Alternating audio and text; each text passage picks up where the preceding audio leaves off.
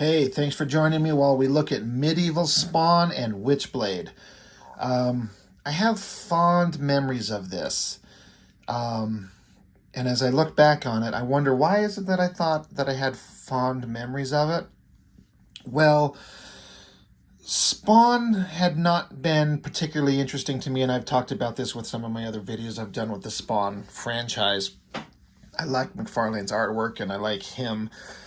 But I had a hard time admitting that his book was just not that interesting. Very rarely did it ever come across as like, oh, this was a good story. This was really well done. And then he had reintroduced Midevil Spawn in one of the issues of the regular title. But now they're going to have a crossover, Midevil Spawn and Witchblade. So there is a version of the Witchblade character in medieval times. So this is not Sarah Pizzini. And I had been reading Witchblade. I was really into it. I liked it a lot. I think it worked very well for what it was. And I thought it was a great book. And they're getting into the legacy of the Witchblade weapon itself. So, okay, maybe it'll be cool. And it's drawn by Brandon Peterson. I was very much aware of his work. And previous to this, I did not like one goddamn thing he did. I say this all the time, no disrespect meant to the artist. I know he'd drawn some, I believe some X-Men work that I had seen. I guess I'm trying to remember. I know that he'd come along to Top Cow, and I think he did that, was it Codename Strike Force, like a secondary Cyber Force title.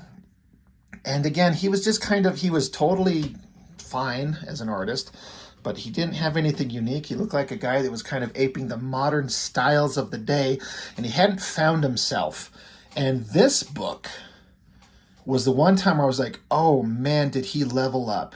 He found something that worked, and it suddenly starts to look like Brandon Peterson artwork, not Top Cow kind of studio artist ripping off Silvestri art.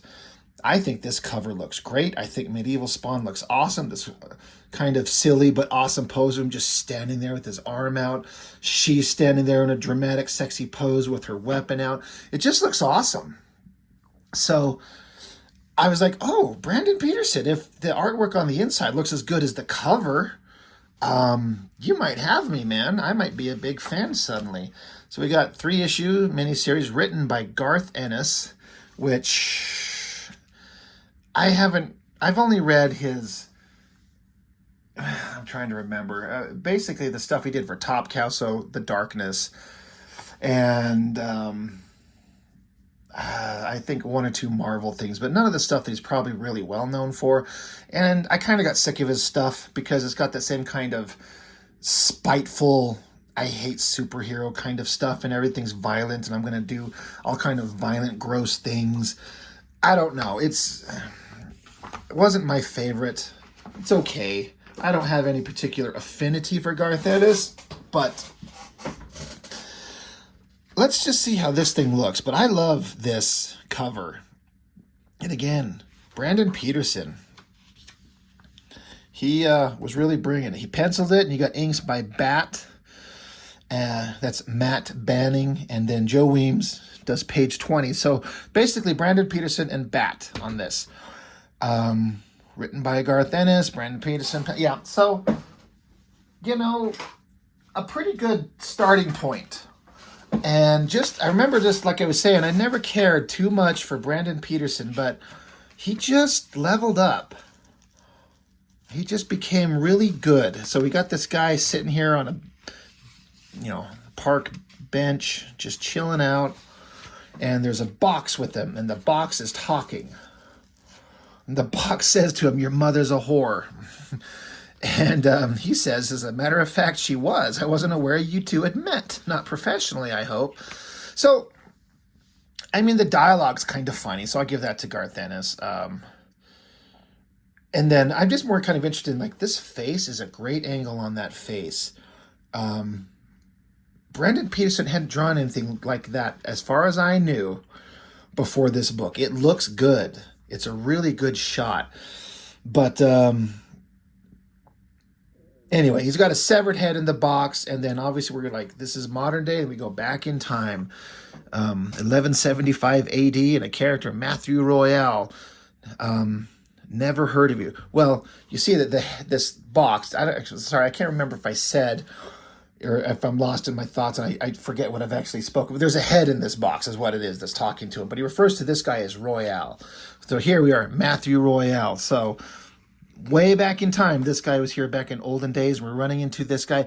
This is the ancient wielder of the darkness. Way back in these times, he's got the darkness power. You got this guy named Royale. I think he's like a magician. I'm not going to dwell too much on the story because I kind of don't care. None of these were really amazingly well written. It was just perfectly serviceable. You got to have the darkness. You got to have a bad guy with a plan. You got to get the two heroes together. They got to meet. They got to team up and defeat the darkness and defeat the bad guy with his big magical awesome plans. So yeah, we cut over to these elf creatures, and he's talking about how these lands are beautiful and how everything's great. And there's this peaceful, serene land of all these creatures living in harmony and great times, and they're happy. And boom, an arrow shot through his head. Oh, okay.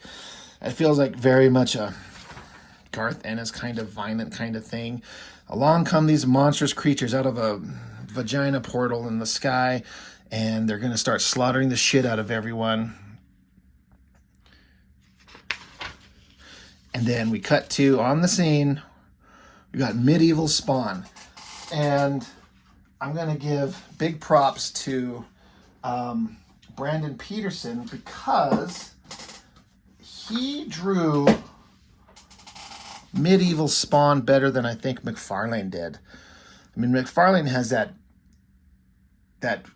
awesome designy sense that he does. He's got his artistic vibe that's just rocketed him to the top of everyone's like popularity, and everyone remembers what he did, and his Midevil Spawn looked great. I think this looks better. It's like Brandon Peterson took that design, that Spawn costume that was made into like a medieval knight armor, and just made it work better. I think the coloring looks really good, and Tom Cow always had great coloring. But I don't know if that's a controversial opinion to say that Brandon Peterson's version of Midevil Spawn was better than McFarlane. I mean, I think it is. Anyway, he happens upon the scene. All these monsters are attacking the innocent people, so he's going to jump in there and start chopping monsters' heads off. This all looks cool. This looks pretty damn good. He even charges up and uses some of his magic and blows a guy's face off. I like this, kind of like the way he drew this energy blast, shearing the flesh off his face. That's pretty awesome. Meanwhile, this Royale guy in the darkness, they're watching through like a magical portal, all this going on. And the darkness guy is like, that bloody stranger's gone with him. Who the hell is he? And this Royale guy is like, he says, it is a spawn. Quite a young one, too. And so one of the darkness's little minions girls here, she's like, does he pose a threat? And Royale's like, of course not. So interesting. Now we cut to Merry England that afternoon, and somebody's yelling, I'm not paying for this. And you've got some super hot girl, super long hair and a giant kind of like Laura Croft type ponytail.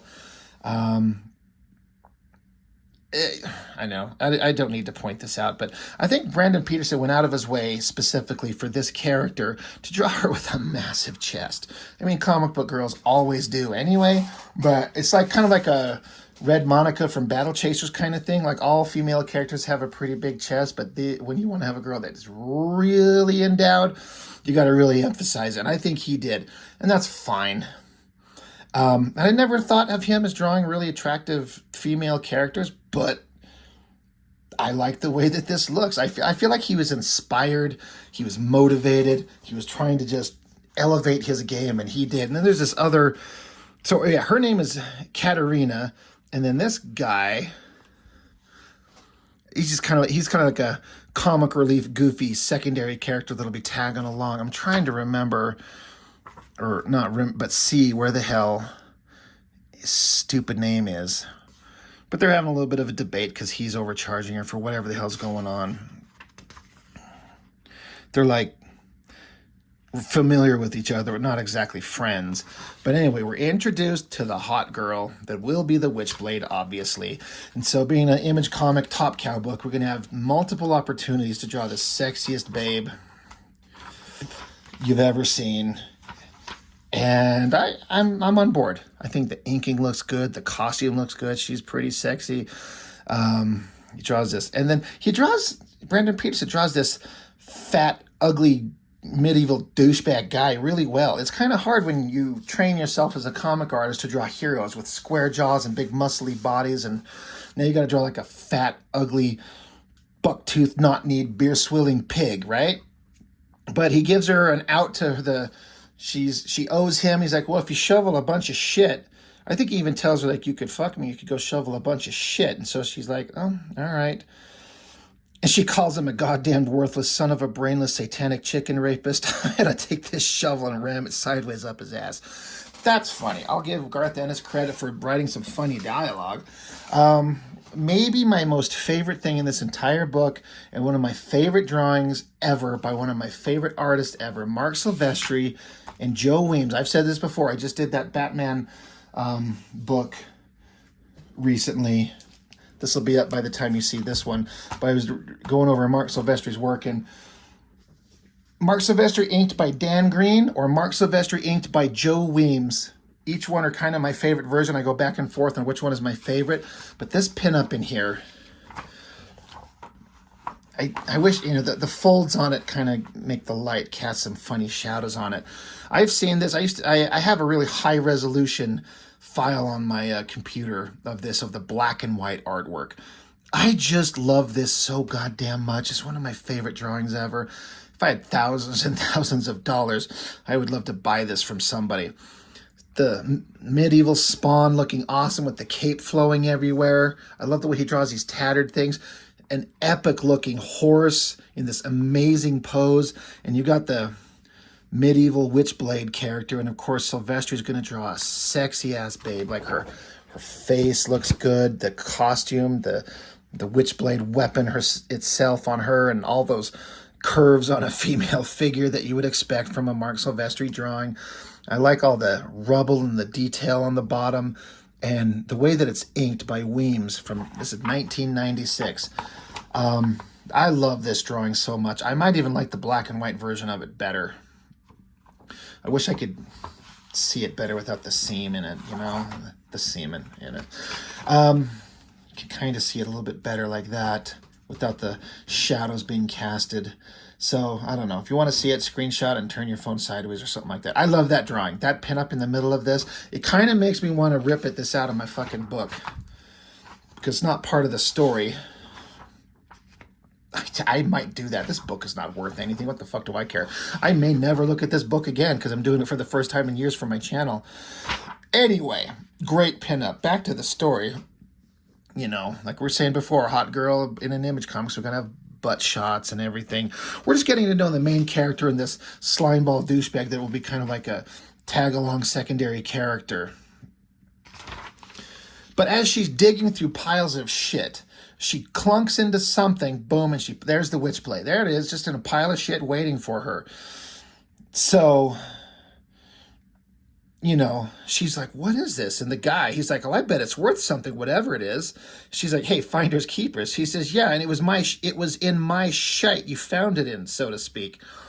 So while they're debating over who gets to keep this thing she just found, boom, out of nowhere comes Midevil Spawn fighting monsters. Looks like they're teleporting out of a portal. And so they both yell, holy God. And Midevil Spawn, he yells Katarina. He yells her name. He knows her. So the douchebag guy is like, Katarina, don't just stand there, run. So at some way, I guess, she slipped the glove on here. She put it on, so she's got it on. And then now that there's a battle going, you can see it's kind of activating. It's starting to spread around. Now, another thing that I liked that they did is, I'm a big fan of Witchblade, the original series drawn by Michael Turner, and he drew the expression of the Witchblade's power, the way that it expanded and covered, and you know, the way that it's metal and its pointy bits, and it's just all the shit that made it look cool. He drew it in a very specific way, and I like it. But Brandon Peterson is drawing it so it looks similar but distinctively different in a way. And it kind of made me think like it kind of looks different for everybody who wears it. You know, the Sarah Pazzini Witchblade looks specifically that way for her. And on this Midevil Witchblade, this Katarina girl, it looks a specific way for her. Now, something kind of stupid happens here. She's in this outfit that she's been in, which is just like, there's like this pants thing and these thigh-high, whatever, leggings she's got, and this barely keeping her giant titty things together. But then the glove starts wrapping around her, and she's still in that same outfit. Then somehow here, as it wraps around her, suddenly she ends up with the cape on. Her top changes, because the Witchblade in the Michael Turner one, he was very specific, like whatever she's wearing, this weapon, she puts the gauntlet on, it can mask itself as like a watch, but it'll expand onto like the gauntlet glove on her hand, and then when she needs it at like full power to cover her, protect her, to be at maximum power, that gauntlet will spread out all over her, and it would shred her clothes. Now, that was one way to like, it, you know, you get to shred the clothes off a hot, sexy comic book girl, and you got a great artist drawing hot girls, so it gives you the opportunity to get your selling point in there, where it shreds their clothes apart, and so they're like half naked now. But it also kind of makes sense with this weapon covering her skin only, so it would shred her clothes. But it never changed her clothes. Here, this one, just suddenly she's got a cape. Her top changed. It wasn't that same little outfit that was tied up here. It's just suddenly it's this like Red Sonja type bra thing. Her pants are just gone, and she's in this like sexy thong diaper thing. She's got her boot things on. So it's just her clothes just changed for no explanation. Am I overthinking a comic book? I mean, I guess you could say that, but I'm like, I draw these things, not professionally, I know. I'm just a chucklehead who has my own stupid little book as an amateur, but I draw these things. And so you have to think about these story points from page to page and panel to panel. It's never addressed that I'm aware of. Anyway, the weapon forms, and she kind of manifests like this awesome staff. Chops a guy in half, and she doesn't know what the hell's going on, and proceeds to just carve these guys apart. And so that's a kind of a cool shot right there of her. But Midevil Spawn and her, they end up kind of back to back. She says, I don't know who you are. I don't know what this is or who you are, but she says, but it looks like we're on the same side. And he's like, yeah, we are. Good. So Midevil Spawn and Midevil Witchblade back to back against these mindless, stupid dork orc things.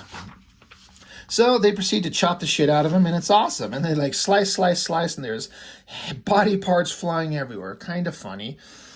And eventually the bad guys take off. They're trying to get away. They all go running towards this building, I guess. And she's like, they're getting away. He's like, no, they're not. So he blows away the building and all the people, the monsters that were trying to get away. So that's pretty cool. Awesome shot there. Awesome shot of Midevil Spawn there. I like that Midevil Spawn has a giant spawn face shield. That's kind of cool. Now they're just standing there looking awesome, and they're like, she says, what are you, some kind of a sorcerer or something? He says, or something. She says, you said my name when you first showed up. Have we met? And he's like, no, I must have been mistaken. Yeah.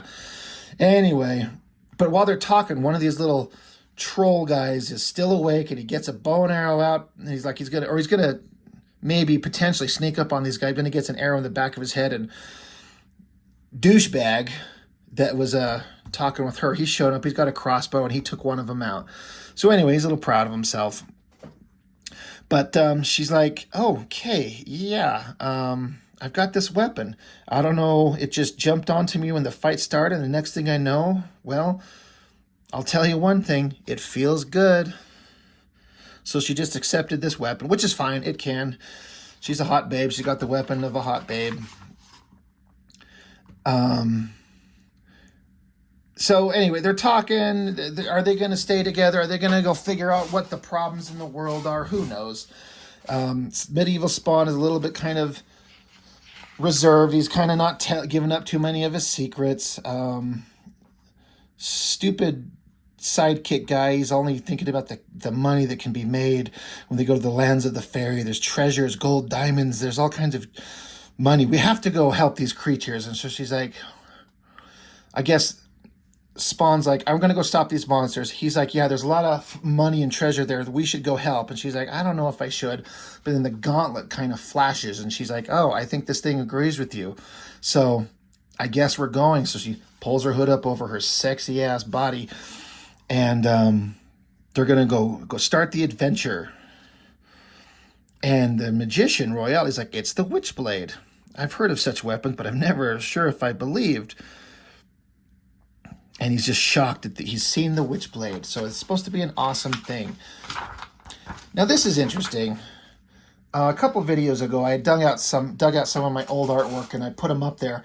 And there was a picture that I did of the Top Cow character Ballistic, and I had her in like an old medieval type setting. It was her short hair, her robotic arm, her scar over her eye, but I had her in like a medieval kind of ancient setting. And I was saying in the video, I don't know why I did it. Then I saw this, and now I remember. They wanted you to do a Top Cow's medieval character contest. Just take any character from the Top Cow universe and draw them in a medieval setting. That's what I did that drawing for. At the time, I couldn't remember why, but then I saw this, and I'm like, oh, that's right. That's why I did that. So anyway, that's issue 1. I think issue 1 is by far the best. Brandon Peterson's artwork was in top form. I think by issue 2, his work, I say this a lot, or you see this where an artist will throw everything into issue 1, but then you just got to get right started instantly on issue 2 and 3 and 4 because the clock is ticking. You got to keep going. And sometimes you put all this time and effort and your energy is in book 1 or 2, and then you start losing steam and you start rushing things. And I think his work gets a little bit less elaborate. It's still good. This is still a great opening page. I think this looks great. Still just Brandon Peterson on pencils, but this time instead of Bat inking everything except one page, you've got Bat, Joe Weems, and Tim Townsend. Now those are all 3 incredibly good inkers. Anyway, this shot of Midevil Spawn, I think it looks great. And they're, Midevil Spawn is saying how this place was once a paradise. He goes on to explain about the magic and the wonder and the beauty. Unicorns walked in silver meadows while golden songbirds danced on the sunbeams. The little folk were safe to build their homes beneath the endless rainbows. All was peace, all was beauty, all was wonder. And then the guy who, sorry, I'm reading this thing. Apologies to Ashby, who we failed to acknowledge for his color guide on Mark Silvestri's pinup in issue 1. Interesting. Sorry, I got distracted by this little text at the bottom. Anyway, the guy who's joined with him, he's like, well, I'll tell you what, mate. I wouldn't give you tuppence for it now. That is not the best scene of destruction of a magical realm. It just looks like a little kind of tight corner where things were just kind of blown up. It doesn't look like an expansive realm that's been razed to the ground. It's well drawn, it's well colored, but I don't think it doesn't convey what we're supposed to see very well. Based on the great wording of what Midevil Spawn put here, written by Garth Ennis, he did a good job of explaining all the magical wonder that this land used to be. This is not really portraying it. It looks interesting, but I don't think it fails to capture what we were supposed to look at. This is another great shot. I feel like he kind of had a good time drawing this Midevil Spawn. That helmet and the cape, everything. The fires in the background. I've remembered this forever because they run into a leprechaun. And the way that they write his accent. Now, I think Garth Ennis is Irish, right? Somebody please correct me. So I wonder if he throws this in here. But they go along, and there's this little tiny leprechaun. He's saying, Bajasis and Bagora. I have had that phrase in my brain ever since I read this book, and occasionally I'll say it out loud, sometimes quietly to myself, because no one else would know what the fuck I'm saying. But whenever something crazy would happen, I'd just kind of whisper to myself, it'd be Bajasis and Bagora. I'm sure if anyone heard me, they'd be, what the fuck are you talking about? But, you know, he's like, a leprechaun. So Midevil Spawn is saying, oldest and wisest of the fairy folk. God, that those butchers of darkness would murder even him. Little fellow, tell us where your killers went, that we may avenge you. And this guy, he's like, I hate leprechauns. And she's like, what? He says, they give the Irish a bad name with all that old crap about fairy rings and mystic land of Aaron and that bloody, ridiculous accent. Hundreds of years from now, I bet people will still be expecting us mixed to ponce around eating spuds and waving four-leaf clovers and saying, top of the morning to ye. 2 words, Katerina, not me. I feel like that's just Garth Ennis talking. But, and then this dialogue from this really goofy-looking, toothy leprechaun. He says, I guess he was telling Midevil Spawn what's going on while these two were having a conversation, but we don't get to hear it because we hear the tail end of the conversation. He says, and the dialogue, the way to give him his accent, he says, and that's all I know, sir. I swear to ye, I fear my life is but done. May the blessing of Ireland be upon ye for your kindness, and may the road rise to meet ye. And he cuts off, and boom, the douchebag just stomps him to death. So, of course, you have to have the story explain that these are the oldest and wisest and most magical of creatures, according to Midevil Spawn. You got to have this other guy just stomp him to fucking death in a horrific and funny way, I guess. Spawn's pissed off. What the hell did you do that for? He's like, I put him out of his misery. I don't know about you, but I couldn't just stand there seeing the poor wee fella suffer like that. So anyway, they've got to get going. All right. Let's get the hell out of here. The Witchblade points them in the direction of where they need to go. So, all right, off we go. We got to do cool shit.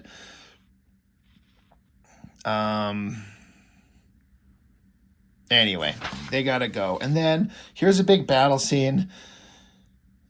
I guess it's pretty awesome. You can tell that Brandon Peterson is really trying. I've just seen better, massive, epic fight scenes drawn by other artists that just can kind of handle it better. I'm not saying that I could do any better. Brandon Peterson really has upped his game. It's all well done. It's just not quite as epic as I think it could be, but it's pretty cool. The battle's going on. The darkness is doing his thing. The bad guy, Royale, he's just watching along. And I guess it's supposed to be funny. The darkness saying, kill the bastards be your war cry. And all the guys are saying, kill the bastards, kill the bastards. Okay. And then he's just yapping on about whatever's going on. And he's got one of the darkness's like creations with him. And I guess he says something that kind of pisses her off. So a snake explodes out of her face. She's like, don't forget that I myself am of the darkness. So don't try and trick us. So that was kind of interesting. But I like this shot of this like disgusting monster face with the snake coming out, wrapping around him, holding him up. That's pretty disgusting and epic. And I guess they're trying to figure out, like, does this Witchblade possess a threat to us? Because the Witchblade is supposed to be the immortal ancient enemy of the darkness itself. So anyway, they're talking back and forth. Who cares? Darkness is being a murderous monster because, of course, he is. And the snake-faced girl becomes hot again and says, like, we'll continue this conversation later. And he's like, yes, we will. You'll pay for this, you whore, he says. Back to Spawn and Witchblade. They're walking around. They're talking. They're searching. And she's kind of talking about some stuff, and he kind of corrects her on her time frame. She's like, wait, how would you know that? She's like, how would you know something that happened 7 years ago? He knows something about her. Meanwhile, their little companion, he's like, oh my God, look. And then here comes some darkness creatures. So time for some awesome fight scenes, right? Witchblade pops its weapons out. Spawn and Witchblade are just slaughtering them. It all looks good, but I feel like I was saying, that maybe Brandon Peterson kind of lost some of his steam. It's not as tightly rendered or as detailed or as many shadows. It's fine.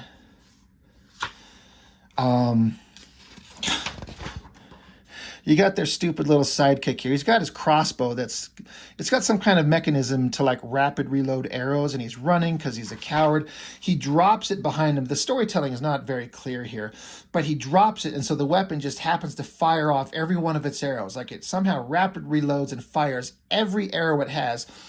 That's not how crossbows work at all, but it nails the monster with all the arrows, and like, oh, he contributed. Another pretty awesome shot, but again, it's very open line. It's not the kind of cool shadows and rendering that was in there before. Spawn gets distracted with this monster's coming up behind him, and it's not clear that that's what's going on at all. Again, I think he ran out of energy. He blew his whole art load on that issue 1, but this is supposed to be a monster coming up behind him, and he smacks him on the head and knocks his helmet off. Before we see the results of that, pinup, Aaron Weisenfeld. That is some badass shit. Aaron Weisenfeld was another one of those like studio guys that just drew like everyone else. I mean, he had something unique. He was very detail oriented, but once he kind of let loose of the Image Comics vibe, the Jim Lee, Wildstorm Studios thing, and just become himself, and did that Wolverine Deathblow crossover, which was just incredible. I've got a video on that. This is like him in that era. He's not concerned about doing the big, splashy, dynamic Image Comic stuff. He's going to do a detailed scene, and there's Witchblade up there, and this mechanical wood monster thing that Spawn is rolling up on there, and all the details on the gears and the pulleys and the chains. This funny little face on it. What a great piece of artwork right there. I mean, that is awesome. I mean, it's literally the polar opposite in vibe and style from that incredible Mark Silvestri one. But that's it's still pretty damn good. Anyway. Yeah, the guy knocks Spawn's mask off, so Spawn's pissed. So he grabs the creature by the face and just, like, blows him to pieces. Like, he's pissed off. And they're like, holy shit, this guy is something. Oh, yeah, look at these first wave of Cyberforce action figures. How terrible are those things? No wonder McFarlane changed the game when he put actually good figures out there. That looks terrible. Anyway, they're like asking, like, Spawn guy, are you okay? And he's like, keep your distance. He doesn't want them to see his face. He gets his helmet, puts it back on. He's like, all right, let's go. Anyway, this castle, it's under siege. Now that is a pretty epic scene right there.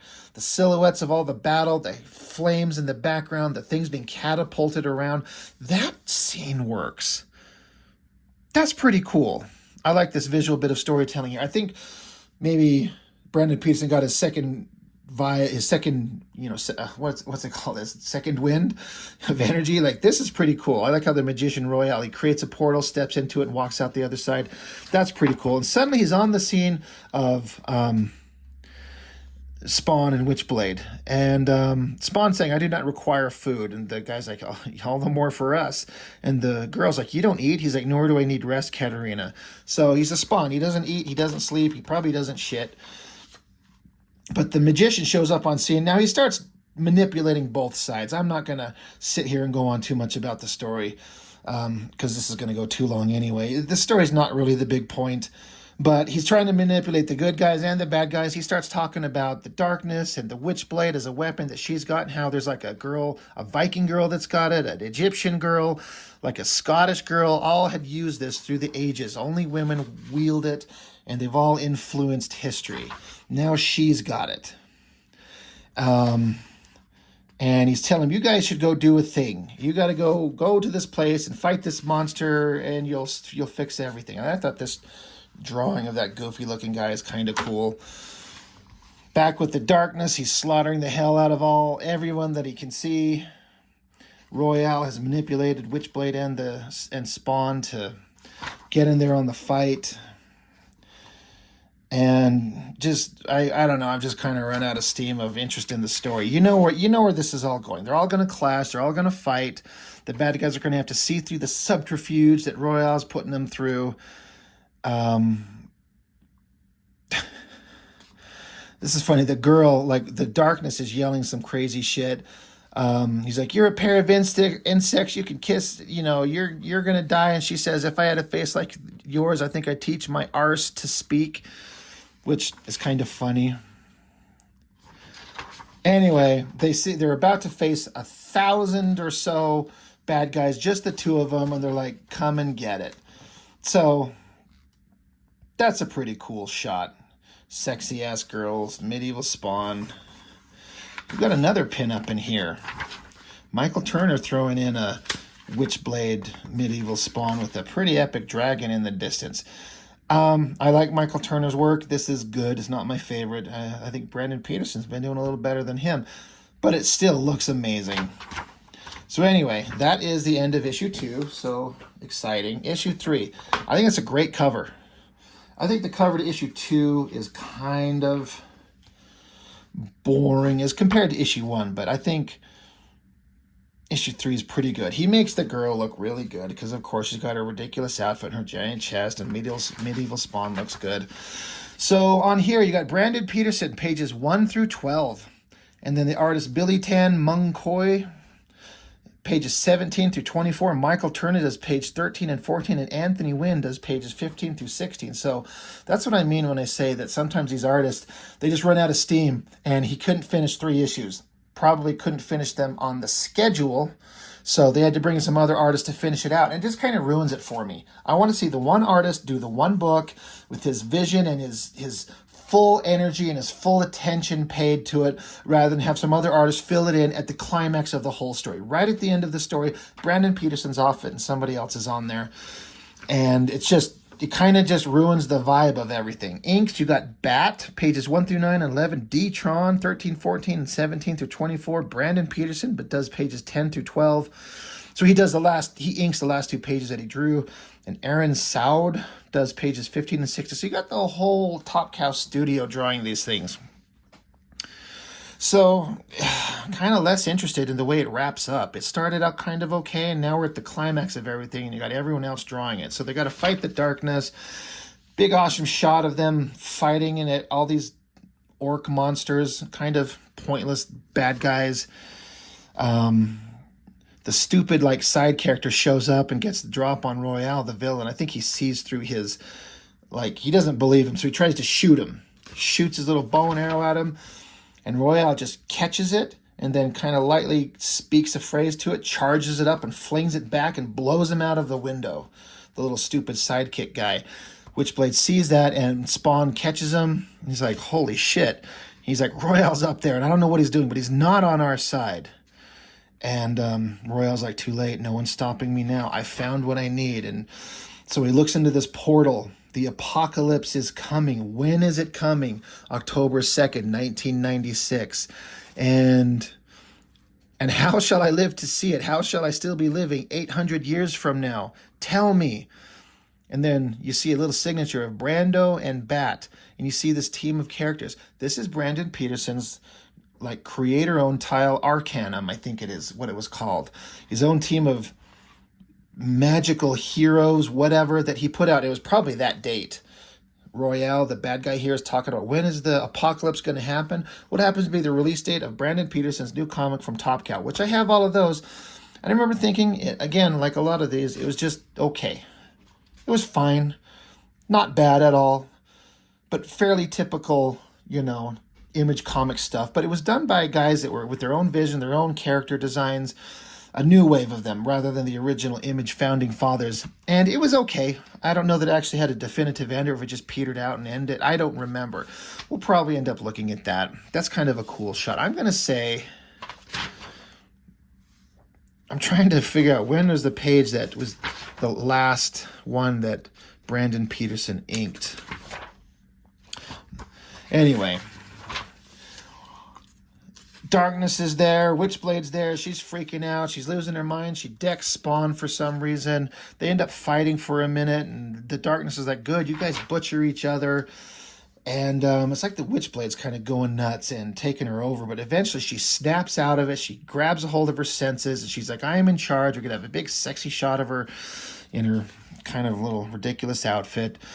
Kind of a bad face there. The coloring is good, though. But anyway, she lost control for a minute and tried to beat up Spawn. But now it's all cool. I think this is page, what is it? Brandon Peterson inked himself. 10 and 12, so that would be this page and this page. Kind of a heavy hand on the inking. Yeah, this has got to be Brandon Peterson inking himself here and here. They're fine, but they're kind of rough. They're kind of shitty, actually. I wonder if it's his first attempt at digital inking, honestly. Because he moved into digital very quickly. Anyway, I'm trailing off. Here's a Michael Turner page he had to fill in. So he's got the Witchblade fighting the darkness snake-faced girl and whatever. And then a big monster shot of the darkness. Then we get into another guy wrapping up the story. It's not as good. These are all, I mean, not Michael Turner, but a lot of these guys are kind of the second-rate guys. They're just not as good as the primary guys. You got Sylvester, you got Michael Turner, you got Brandon Peterson, and they got all the other guys. And they're just not as cool. I guess Spawn was tied up, so she's chopping him free. Runs him through, stabs him. Spawn chops his head off. The stupid little helper guy, I think he stole some gold, whatever. But then Royale shows up, and he's got the head of the guy. And that's who he's been talking to at the beginning of issue 1. Here we are. Just like that. And just kind of brings the first couple of pages of the story full circle. And then right here, you find out, this is where Spawn kind of reveals, she's like, how did you know certain things about me? And he says, I was not as I am now. I was traveling in the Mediterranean, and the ship had put in at Sardinia for provisioning, and I met you, Katerina, at a tavern by the waterfront. I had never met a lady quite like you. It was a perfect summer night on the local Chianti. He had drowned my inhibitions. We strolled along the country lane until we found a hayfield, and then, under the stars, drunk on wine and the scent of blooming poppies, we made love. So Midevil Spawn pounded ass on Midevil Witchblade back before he became the Spawn character. And this is kind of a cool layout with the mask of the Midevil Spawn showing the history of them. That's pretty damn cool looking. The inking's great. The coloring's awesome.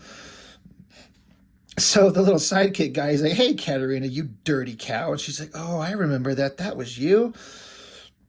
And so stupid Spawn's like, and now because of our love, you have triumphed over the Witchblade. And he's like, we can be together. And she's like, no, I was drunk and it was just a thing, but we're not going to be together. He's like, oh, never mind. All right, well, I'm not the same guy I was anyway. Perhaps it's for the best. But anyway, now that Spawn takes off to go be in whatever the hell McFarlane's going to do with him, Midevil Witchblade is talking to the fat dork guy that's, been on the team with them forever. And they're like, what are you going to do? What's the next thing we're going to do? And she just is like, well, you know what I'm going to do with this? The end. So I don't know if that's supposed to be some kind of like interesting, it's just supposed to excite us for the next thing that's supposed to come. I don't know. It just kind of ended. And then these are the winners of that medieval character, Top Cow medieval character contest that I entered, and I'm sure I never sent anything into them. But they're all kind of interesting. I was going to say it looked like Warblade, but that's probably just Ripclaw. That's kind of fun. So the story just kind of is over. It's fine. It was okay. They ended it here. I remember this book, 9 Volt, artist Anthony Chun. I collected like 2 or 3 issues of it. It was not on the same scale as everyone else's stuff. But I gotta say, looking at these penciled pages, there's certainly something there. I wonder whatever happened to this guy. There's something to be said about his artwork looks good in these penciled pages, but then once it gets colored up with the Top Cow sheen, shined up to look like what they do, it's not as interesting. I feel like this should have been maybe a little bit more successful, but this came and went and was not successful in the wake of the Darkness and the Witchblade and all that type of stuff. Written by Cliff Sun and penciled by Anthony Chun. It kind of didn't fit. Anyway, so this is 1996. So I was 1 year out of high school, and at the time I thought they were pretty damn good. And I mean, I still do. Issue 1 is by far the best art, best cover. And the more I think about it, the more I'm almost 100% certain that tomorrow I'm going to go out to my local arts and crafts store and find some kind of frame. I'm going to take this thing right out of it. I'm going to hang it up. I want this on my wall. Because like I was saying before, who the hell cares? And I'm never going to probably look through these books ever again. They're not like they're going to be worth money. But it started out great. Kind of middle point was okay. And it kind of ended not as awesome as it could have been because they just switched up the artists for whatever reason. So it was fine. It was fun. There was some interesting stuff in there. Garth Ennis wrote, there was plenty of funny moments. I'm not sure how much he maybe gave a shit. Maybe, I don't know if there's like an Alan Moore situation where he gets hired on to write some crap for Image Comics and they're going to pay him really, really well. And so he just kind of shits out whatever, or if he really, really cared. It's hard to say, but it was fun and deserves a look. And like I was saying, Brandon Peterson really upped his game here. The only other Brandon Peterson thing I've looked at it recently, I did that Chimera series I did for CrossGen. And I actually feel like that was a downgrade because he was doing all that computer-generated added nonsense. This was better than that. So anyway, that's it. That's long enough for a... We're at 46 minutes for a Midevil Spawn Witchblade comic. That's plenty.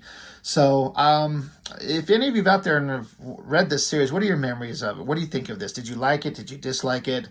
What did you think of the concept? I thought the Midevil Witchblade character was an interesting idea. And Midevil Spawn kind of arises a lot of potential things. What did he do with himself? A knight in shining armor, but he's a Spawn. Like, I think I shit on the Spawn comics a lot, but there's kind of an interesting story to be told there. And I don't know if there was very many stories told at all with him.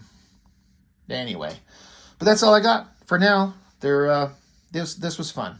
So that's all I've got for now. Thank you so much for watching. As always, I very much appreciate it. See you next time.